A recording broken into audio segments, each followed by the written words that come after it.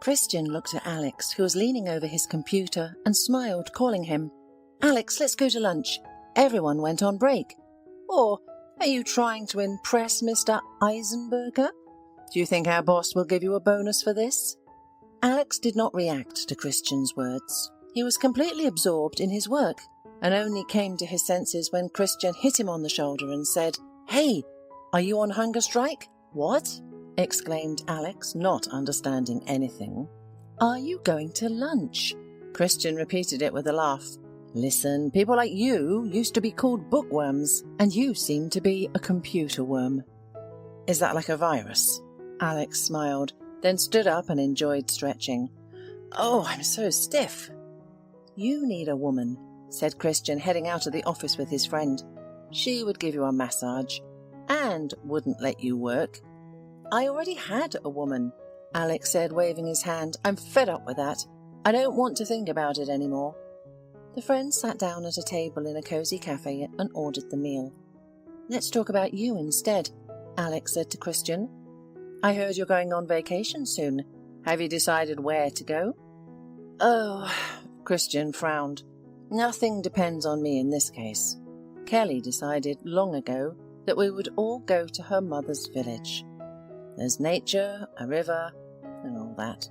She promised we'd go fishing." "Great!" exclaimed Alex. "You'll rest for sure." "Oh, come on. You just don't know my mother-in-law. She always needs something fixed. The basement prepared for winter or the roof covered. There won't be time for fishing, that's for sure. It's a deadly bore. I even envy you sometimes. You are your own boss. You can relax however you want. Go where you want."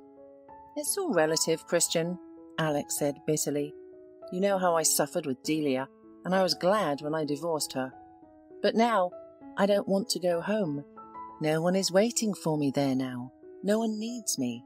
I'm 40 years old, and I have no family or children." Christian didn't know what to say to his friend. He knew his story and always felt sorry for the kind, not malicious man. Alex had once been married, but Delia couldn't find common ground with his mother. They lived together, and Delia hated it more than anything. "Let's leave her," she often said to her husband. "Honestly, I can't live like this anymore." "Delia, you don't understand," Alex pleaded with his wife. "Mum is sick. She's been suffering from cancer for many years now. It's not known how much time she has left. I can't leave her, abandon her, at this moment. How do you imagine that?" "You can visit her every day," Delia insisted, "but she needs to be under constant observation 24/7. Delia, pull yourself together. Imagine if your mother was sick. Would you leave her?" "My mummy isn't sick, and she's the best person in the world. Kind, caring, and your mother is a real snake. How much blood she drank from me over the years. You don't want to take care of her for some reason, but you're making me. I even resigned from my job because of this." "Delia, you were a nanny at a daycare. What was the point of your job? I make a lot more money, and I'm taking care of you just fine. Please endure this, I'm begging you." Delia just snorted in response, and the scandals in the house continued. Alex's mother, suffering from pain, behaved like a capricious child and constantly complained to him about Delia. And Delia didn't give the poor woman an inch, didn't want to sympathize with her at all.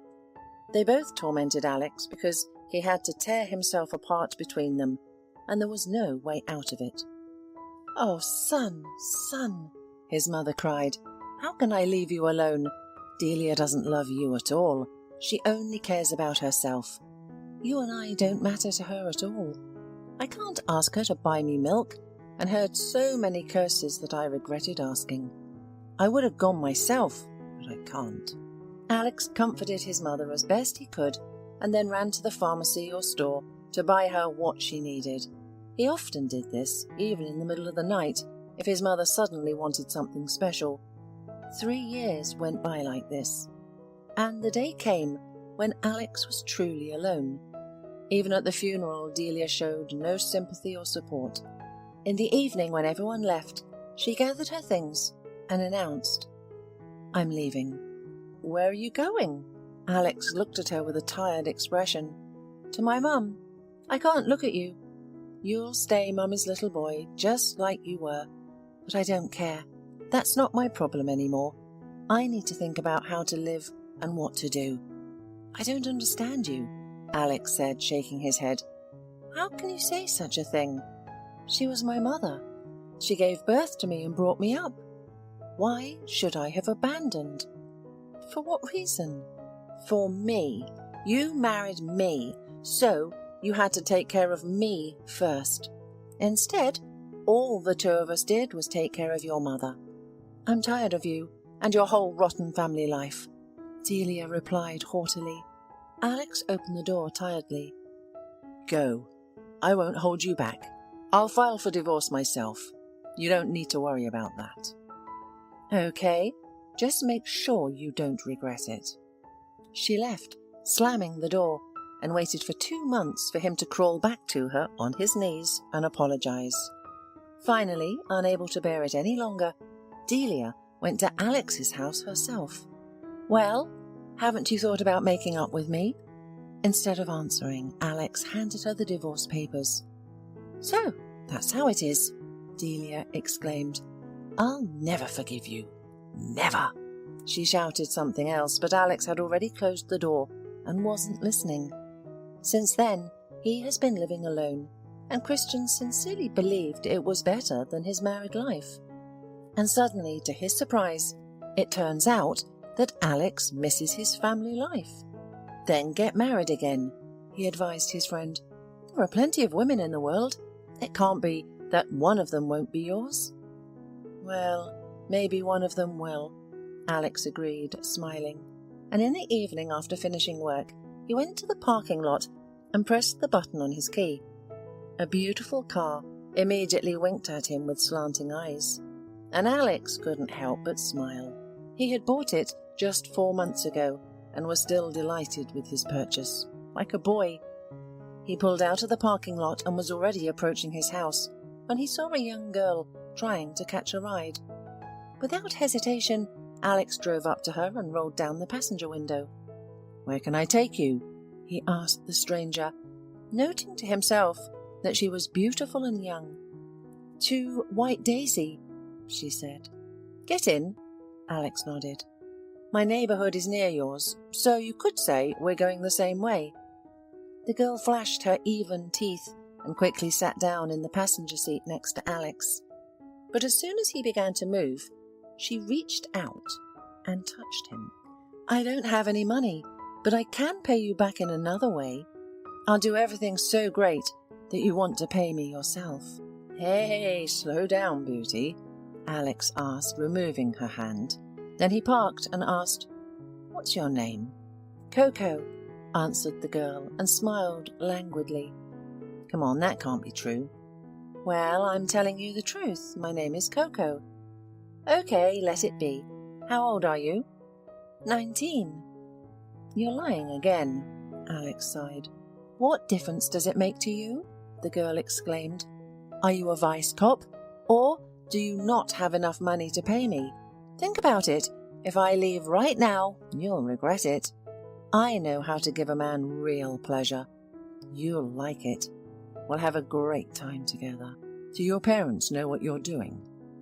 That's it. I've had enough of you. I wanted to have fun with you, not listen to stupid lectures. Why don't you go home, Coco? Or whatever your name is. At least give me a lighter, snorted the girl. I don't smoke and I don't recommend it to you. Listen, girl, I'm old enough to be your father, so I can give you some advice. But Coco interrupted him, saying, Do you know how many guys like you I've had? Some were old enough to be my grandfather, let alone my father. And I didn't listen to any of them, and I won't listen to you either. Saying this, she jumped out of the car and walked away without looking back once. Alex shrugged and drove home, quickly forgetting about the encounter. And a month later he met Phoebe, a beautiful and intelligent woman who immediately filled his thoughts. I don't understand why men were so blind, Alex wondered, hugging and kissing Phoebe. You're just outstanding. Oh, Alex, my dear, life is such a complicated thing. And of course I have met men before, but they all turned out to be characters not in my story. I had even begun to think that I would never meet someone like you. Their relationship developed rapidly, and soon Alex proposed to Phoebe. Why are you in such a hurry? She asked him. I just want to be happy, he said gently. I'm 40, you're 34. We can easily become parents. At least, I really want to. Alex, I need to tell you something. I was afraid to admit it, but I have a daughter. She's already grown up. She's 17. Yes, don't be surprised. I gave birth to her very early. You see, I fell in love with a married man and couldn't refuse him, or resist him, so I got pregnant. Of course, when he found out, he immediately rejected me. But I still gave birth to Kate. She's a kind girl, smart and beautiful. She's into music and is always learning something. I have high hopes for her. Oh dear, Alex affectionately kissed Phoebe. Why didn't you tell me earlier? Why did you think I would be against it? On the contrary, it will be just wonderful, because we will be a real family. Phoebe laughed. Then I'll introduce you tomorrow. Come over to our house. We'll have dinner together. That's where you'll meet. In the evening, Alex came to Phoebe's house with gifts and 2 bouquets and rang the doorbell. He smiled, thinking about how wonderful their time together would be. But as the door opened, Alex's smile immediately disappeared. There was Coco, the same girl whom he had wanted to get home one. What are you doing here? She hissed, recognizing him right away. Why have you come here? Who invited you? Your mother, Coco, or Kate, to be exact, Alex replied. Get out of here and never come back, otherwise it will be worse. Alex wanted to respond, but Phoebe appeared behind Kate. Well, I see you've already met, she asked. Yes, Alex nodded, and a long time ago. What do you mean? Phoebe asked. I'll explain it to you, Mum, Kate said quickly. Once, between classes, I went to a cafe to have a snack. There was this guy, your Alex. Mum, he had his eye on me and even dragged me into a closet, but I managed to escape. Mum, how can you trust such a person? Phoebe was shocked. She didn't want to go into the situation anymore and pointed to the door, saying, Leave and never come back here. Forget that we exist. Phoebe, your daughter is a real liar. Don't believe her. Alex spoke quietly. She got into my car herself and offered herself. So you two have already met each other. Have you had something between you? Phoebe exclaimed. How can you do that to a girl who's only 17? Phoebe, we had nothing, and we couldn't have had anything. Alex continued to defend himself, but no one was listening to him anymore. Phoebe left the hallway with crying and went to her bedroom. As for Kate, she smiled cheerfully, blew Alex an air kiss and slammed the door in front of him. 6 months passed, and Alex and Phoebe never saw each other again. The man became even more convinced that he would never meet the woman who would bring him true happiness. One morning, the boss gathered the whole team and announced that everyone was invited to his son's wedding. Wow, Frank is getting married. Congratulations. Everyone cheered. He is a wonderful son. Such a smart, literate, well-bred, polite. Let him be happy. We sincerely wish him that. And who's the bride? A nice girl. She is very young, naive and enthusiastic. Mr. Ensenberger smiled. But she loves my son very much, and that's the most important thing for me. When is the wedding? Alex asked. This Saturday. The date is symbolic. It coincides with the anniversary of my wedding to Robin. So, we are happy on all sides. Please don't be late, my friends. Of course, come as couples. I will be overjoyed to see everyone.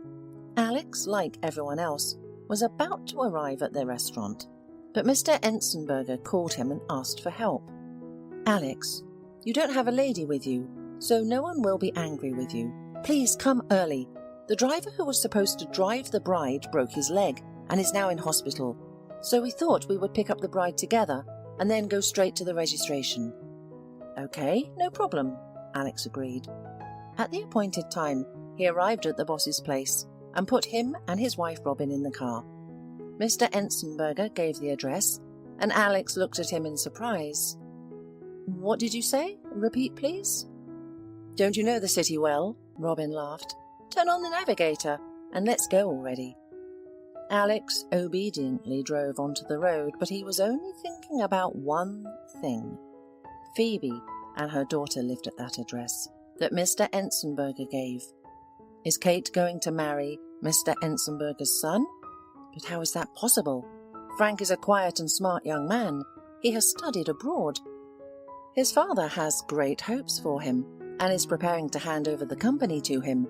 And Kate, she has already shown herself to Mr. Ensenberger and his wife as a naive and inexperienced girl. They believed her, but Kate has unlikely changed and, of course, will spoil the guy's life. Like Delia once ruined his own life. Alex also got married at one time to such a naive girl, and only a couple of years after the wedding, he found out that she had gotten rid of her pregnancy several times before meeting him. That's why she couldn't give birth to the baby he wanted so much. She was unable to have any children at all, and every day with her was a real torment for Alex. And now Frank could fall into the same trap. "What's wrong with you, Alex?" Mr. Ensenberger asked. "It's such an important day, and you're frowning." "Mr. Ensenberger, what's the name of Frank's bride?" Alex asked instead of answering the question. "Kate, why?" "And her mother's name is Phoebe, right?" "Yes, a very nice, pleasant woman." Alex pulled over to the side of the road and stopped. "What happened?" Mr. Ensenberger asked in surprise. Alex's story didn't take long, but when he finished speaking, an oppressive silence hung in the car. Robin sobbed. "Oh, Ben, I told you this girl was no good and you didn't believe me." "I'm sorry, Mr. Ensenberger," Alex said, "but I could not help warning you. What you do with this information is up to you, but if I had kept quiet and something went wrong in Frank's fate, I would never forgive myself." "You did the right thing, Alex." Mr. Ensenberger touched his hand. "Now, let's go there. And if it's her, just nod to me." Kate, dressed in a beautiful wedding dress, bought for her by the groom's parents, shone as she handed out smiles left and right. Seeing Frank's parents, she hurried towards them, but suddenly stopped so abruptly, as if she had hit an invisible wall. It was Alex in front of her. The girl helplessly turned around, looking for support from her mother, who stood nearby, but she, too, did not take her eyes off Alex. Now Mr. Ensenberger didn't need any explanations. At that moment, the groom himself drove up to the bride's house. He got out of the car and headed towards his bride, but Mr. Ensenberger intercepted him and took him aside. They talked briskly about something for 5 minutes, and all this time, Kate didn't take her hateful eyes off Alex. Finally, Frank approached his bride. "Is it true what I have just heard?" Frank asked. "Frank," Kate muttered, "don't believe him, please." "So I can trust you?" asked the groom. She couldn't take it and looked away, looking back at Alex again. "I hate you!" she screamed at him in anger. "I hate you!" And then she ran away. Her mother ran after her, and Mr. Ensenberger turned to the guests, who had witnessed the ugly scene. "The wedding is cancelled," he said, "but we're all waiting for you at the restaurant. Today is the anniversary of our wedding with Robin. Please share our joy with us." Alex was upset and biting his lips, but Frank approached him and hugged him. "Don't be so nervous, and thank you, Alex. You know, everything happened so fast for us that I didn't even have time to realize it. She did everything to hook me, and I was blind." "It's okay, Frank. Everything will be fine for you eventually," Alex said. And a few days later, when Alex was walking to his entrance, he was attacked and got severely beaten. The last thing he remembered was someone's angry words. "It's revenge for Kate. Got it? Alex woke up in the hospital, and the nurse, leaning over him, smiled at him and asked, "How do you feel?" "Everything hurts." "Don't worry, we'll give you a shot and you'll feel better. Just tell me how I can reach your wife."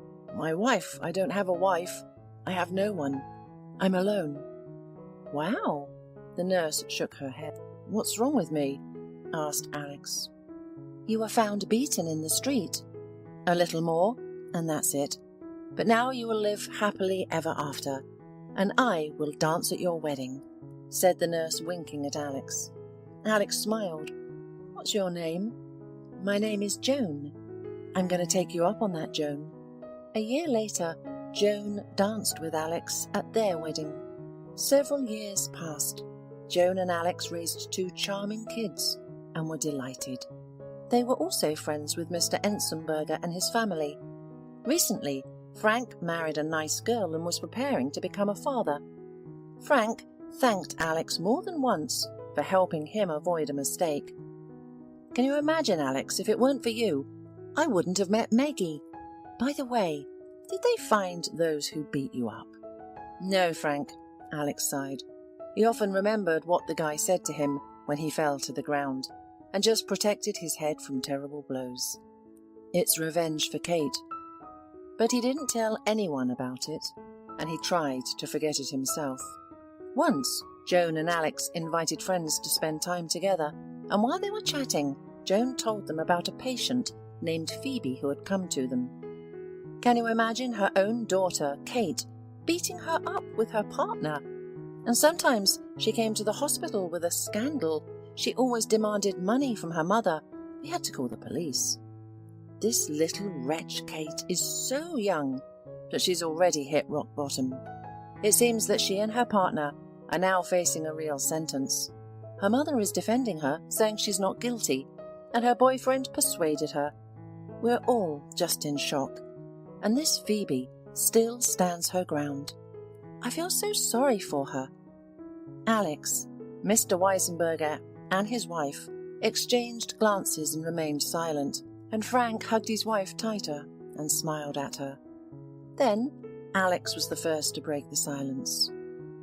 A man's fate is in his hands, and everyone chooses who and with whom to be.